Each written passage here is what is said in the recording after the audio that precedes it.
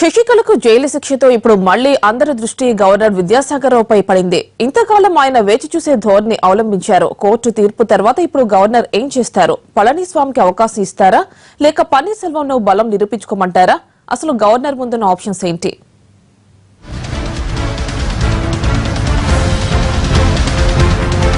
తమిళనాడు బంతి మళ్లీ గవర్నర్ కోర్టులోకి వచ్చి పడింది. ఇప్పుడు గవర్నర్ తప్పనిసరిగా ఏదో ఓ నిర్ణయం తీసుకోవాల్సిన పరిస్థితి. దీంతో ఆయన ఏం చేస్తారా అన్న ఆసక్తి అందరిలోనూ నెలకొంది. శశికళ ఆదేశాలతో అన్నా డీఎంకే ఎమ్మెల్యేలు పళనిస్వామిని శాసనసభాపక్ష నేతగా ఎన్నుకున్నారు. ఆయన గవర్నర్ ను కలిసి ప్రభుత్వ ఏర్పాటుకు ఆహ్వానించాల్సిందిగా కోరారు. తనకు మద్దతుగా ఉన్న ఎమ్మెల్యేల సంతకాలతో కూడిన లేఖలను అందించారు. మరోవైపు పన్నీర్ వర్గం కూడా గవర్నర్ తో భేటీ అయింది.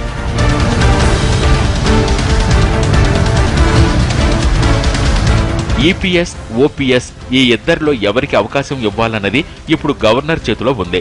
రాజ్యాంగం ప్రకారం మెజారిటీ ఎమ్మెల్యేలు మద్దతున్న వ్యక్తిని ప్రభుత్వ ఏర్పాటుకు పిలవాల్సి ఉంటుంది. ఆ ప్రకారం పళనిస్వామికి అవకాశం ఇవ్వాలి.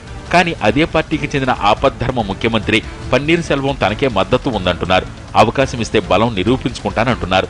బలవంతంగా తనతో రాజీనామా చేయించారంటున్నారు. దీంతో గవర్నర్ ఏం చేయాలనే దానిపై న్యాయ నిపుణుల సలహాలు తీసుకుంటున్నారు.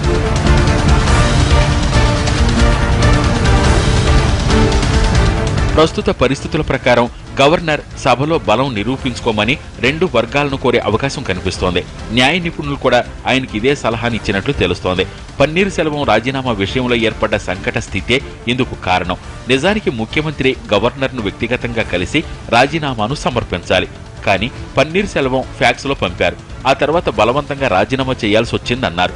ఇలాంటి పరిస్థితి గతంలో ఎన్నడూ రాకపోవడంతో సభలో బల నిరూపణే ఏకైక మార్గమని న్యాయ నిపుణులు సూచిస్తున్నారు.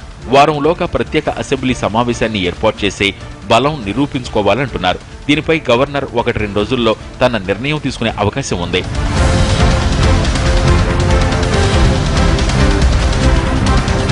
పన్నీర్ సెల్వాన్ని పార్టీ నుంచి బహిష్కరించినట్లు శశికళ వర్గం చెబుతోంది.